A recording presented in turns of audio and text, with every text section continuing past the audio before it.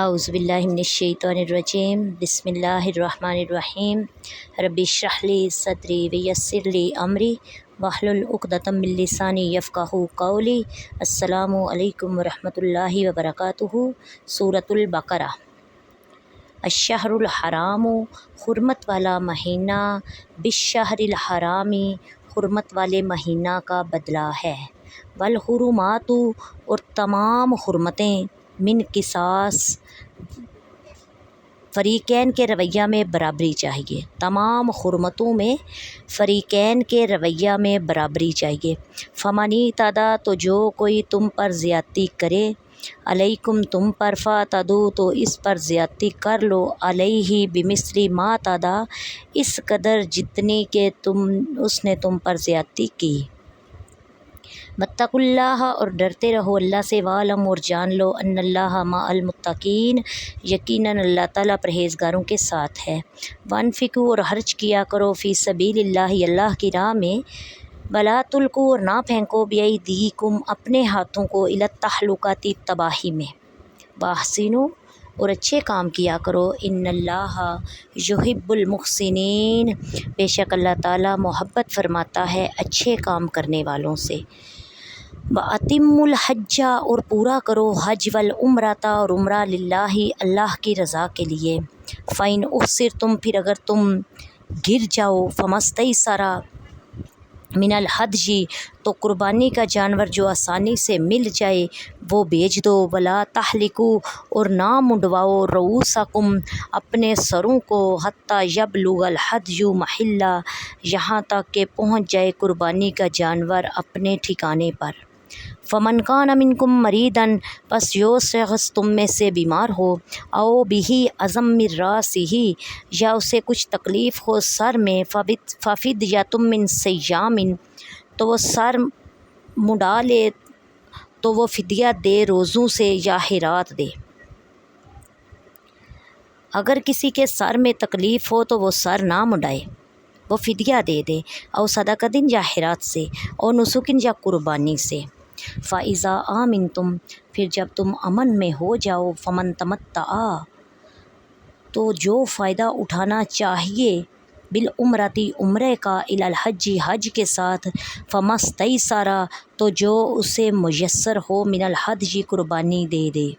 فَمَن لَم یجد، پھر جسے قربانی کی طاقت نہ ہو، فَصِيَامُ ثَلَاثَةِ أَيَّامٍ فِي الْحَجِّ، تو وہ 3 دن روزے رکھے حج کے وقت، وَسَبْعَةٍ، اور 7 اذا رجعتم، جب تم گھر لوٹو، تلک عشرۃ کاملہ، یہ پورے 10 روزے ہوئے۔ ذالک، یہ رعایت ہے، لمن لم یکن، ان کس کے لیے، اہلہ حاضر المسجد الحرام، جس کے گھر والے مسجد حرام کے قریب نہ ہوں۔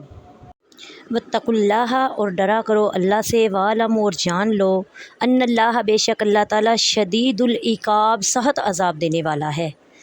الحج اشہر معلومات، حج کے چند مہینے ہیں جو معلوم ہیں۔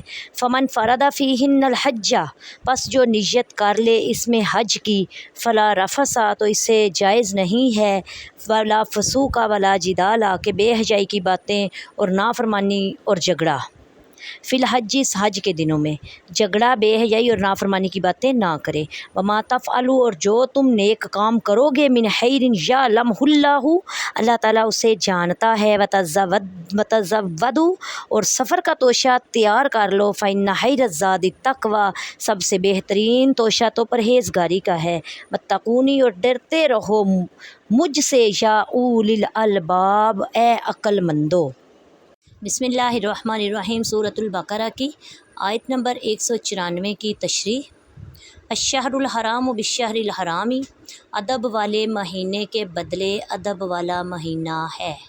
مسلمانوں کو چونکہ حرمت والے مہینوں میں لڑنا نہایت باری لگ رہا تھا، اس لیے ان کی مزید تسلی کے لیے اللہ تعالیٰ نے فرمایا، یہ حرمت والے مہینے میں جنگ کی اجازت اللہ تعالیٰ کی طرف سے ہے، اور یہ اجازت کفار کی طرف سے حرمت پامال کرنے کی وجہ سے دی گئی۔ انہوں نے تمہیں عمرہ کرنے اور مکہ مکرمہ میں داخل ہونے سے روکا، لہٰذا اگر اب تم ان سے لڑتے ہو اور ان کا خون بہاتے ہو تو یہ حرم اور ماہ حرام کی بے حرمتی نہیں ہوگی، کیونکہ یہ اللہ تعالیٰ کی طرف سے اجازت کے ساتھ ہوگا، اور یہ سب لڑائی اللہ اصل میں حرمتوں کا بدلہ ہوگا، یعنی کافروں کا حرمت والے مہینے میں فتنہ و فساد کرنا حرمتوں کو پامال کرنا ہے، اور تمہارا جواب دینا اصل میں حرمتوں کا بدلہ لینا ہے، نہ کہ حرمتوں کو پامال کرنا ہے۔ فَمَنِ اعْتَدَىٰ عَلَيْكُمْ، تو جو تم پر زیادتی کرے، کافر مسلمانوں پر ظلم و ستم ڈھاتے رہے۔ شروع اسلام میں دن رات صبح و شام ہر وقت مسلمانوں کو ستانے میں لگے رہتے، کسی کو شہید کیا، کسی کو تپتی ریت پر گھسیٹا، کسی کو انگاروں پر لٹایا، کسی کو کوڑے مارے، کسی کو راہ چلتے مذاق اڑایا، مسلمانوں کو ان کے گھروں سے ہجرت پر مجبور کر دیا، ان کے کاروبار ختم کر دیے، انہیں ان کے رشتہ داروں سے جدا کر دیا۔ ان تمام واقعات کی تلہیاں مسلمانوں کے دلوں میں موجود تھیں۔ اب جب کہ مسلمانوں کو بدلہ لینے کا موقع مل رہا تھا، تو اس بات کا امکان تھا کہ مسلمان بھی بدلہ لینے میں اپنے جذبہ انتقام کو بھرپور طریقے سے پورا کرتے اور بدلہ لینے میں حد سے بڑھ جاتے، لیکن اللہ تعالیٰ نے اس سے پہلے ہی مسلمانوں کو سمجھا دیا کہ تم پر جنہوں نے زیادتیاں کی ہیں تمہیں ان سے بدلہ لینے کا اختیار تو دیا جا رہا ہے، لیکن تم اتنا ہی بدلہ لے سکتے ہو جتنا کہ انہوں نے تم پر زیادتی کی ہے، اس سے زائد کی تمہیں ہرگز اجازت نہیں ہے۔ بدلہ لینے سے متعلق دین اسلام کی حسین تعلیم، کیا حسین تعلیم ہے اور کیا پاکیزہ تربیت ہے۔ جس وقت جذبات مچل رہے ہوں، جذبہ انتقام جوش مار رہا ہو، دشمن قبضے میں آنے والا ہو، غلبہ حاصل ہوا ہی چاہتا ہو، اس وقت بھی تقویٰ، عدل و انصاف کا درس دیا جا رہا ہے، زیادتی کرنے سے منع کیا جا رہا ہے۔ کیا روئے زمین پر کوئی دوسرا ایسا دین قانون ہے جو اپنے ماننے والوں کو اس طرح کے اعلیٰ اخلاق اور پاکیزہ کردار کا درس دیتا ہو؟ ہرگز نہیں، یقیناً یہ صرف اسلام ہی ہے۔ وَأَنفِقُوا فِي سَبِيلِ اللَّهِ، اور اللہ کی راہ میں خرچ کرو۔ راہ خدا میں خرچ کرنے کا اصل حکم تو مال کے حوالے سے ہے، لیکن علامہ صافی رحمۃ اللہ علیہ اس کے معنی کی مزید وسعت کو بیان کرتے ہوئے فرماتے ہیں کہ آیت کا مطلب یہ ہے کہ اللہ تعالیٰ کی فرما برداری، اس کی رضا کے کاموں میں اپنے جان و مال کو صرف کرو، ہاں جہاد ہو، رشتہ داروں سے حسن سلوک، یا اللہ کے کمزور اور غریب بندوں کی مدد کی صورت میں ہو۔ وَلَا تُلْقُوا بِأَيْدِيكُمْ إِلَى التَّهْلُكَةِ، اور اپنے ہاتھوں کو خود ہلاکت میں نہ ڈالو۔ خود کو ہلاکت میں ڈالنے کی بہت زیادہ صورتیں بیان کی گئی ہیں۔ صحیح بخاری میں ہے، یہ آیت خرچ کرنے سے متعلق نازل ہوئی، یعنی راہ خدا میں خرچ کرنا بند کر کے یا کم کر کے اپنے آپ کو ہلاکت میں نہ ڈالو۔ حضرت ابو ایوب انصاری رضی اللہ تعالیٰ عنہ فرماتے ہیں، یہ آیت ہم انصار کرام کے بارے میں نازل ہوئی۔ جب اللہ تعالیٰ نے اسلام کو غلبہ عطا کیا اور اس کے مددگار کثیر ہو گئے، تو ہم میں سے بعض نے بعض سے سرگوشی کرتے ہوئے کہا، ہمارے مال ضائع ہو گئے، لہٰذا اللہ تعالیٰ نے اسلام کو غلبہ عطا کر دیا ہے، کیا ہی اچھا ہوتا اگر ہم اپنے اموال میں ٹھہریں اور جو ضائع ہوا ہے اس کو درست کر لیں۔ اس پر اللہ تعالیٰ نے یہ آیت نازل فرمائی، اور جو ہم نے کہا اس کا رد فرمایا کہ ہلاکت تو جہاد چھوڑ کر اپنے اموال کی درستی میں لگ جانا۔ انصار جتنا اللہ تعالیٰ توفیق دیتا صدقہ خیرات کرتے۔ ایک سال انہیں تنگ دستی کا سامنا ہوا تو انہوں نے یہ عمل روک دیا، اس پر یہ آیت نازل ہوئی۔ خلاصہ کلام یہ ہے کہ راہ خدا میں خرچ کرنے کو ترک کرنا بھی ہلاکت کا سبب ہے، فضول خرچ بھی ہلاکت ہے، جہاد ترک کرنا بھی ہلاکت ہے۔ یوں ہی اس طرح ان سب سے باز رہنے کا حکم ہے، حتیٰ کہ بے ہتھیار میدان جنگ میں جانا، زہر کھانا یا خودکشی کرنا سب حرام قرار دیا گیا ہے۔ وَأَتِمُّوا الْحَجَّ وَالْعُمْرَةَ لِلَّهِ، اور حج اور عمرہ اللہ تعالیٰ کے لیے پورا کرو۔ آیت میں سے مراد یہ ہے کہ حج و عمرہ دونوں کو ان کے فرائض و شرائط کے ساتھ خاص اللہ تعالیٰ کے لیے بغیر سستی اور کوتاہی کے مکمل کرو۔ حج نام ہے احرام باندھ کر 9 ذی الحجہ کو عرفات میں ٹھہرنے اور کعبہ معظمہ کا طواف کرنا۔ اس کے لیے خاص وقت مقرر ہے جس میں یہ افعال کیے جائیں تو حج ہے۔ حج 9 ہجری میں فرض ہوا، اس کی فرضیت قطعی ہے، اس کی فرضیت کا انکار کرنے والا کافر ہے۔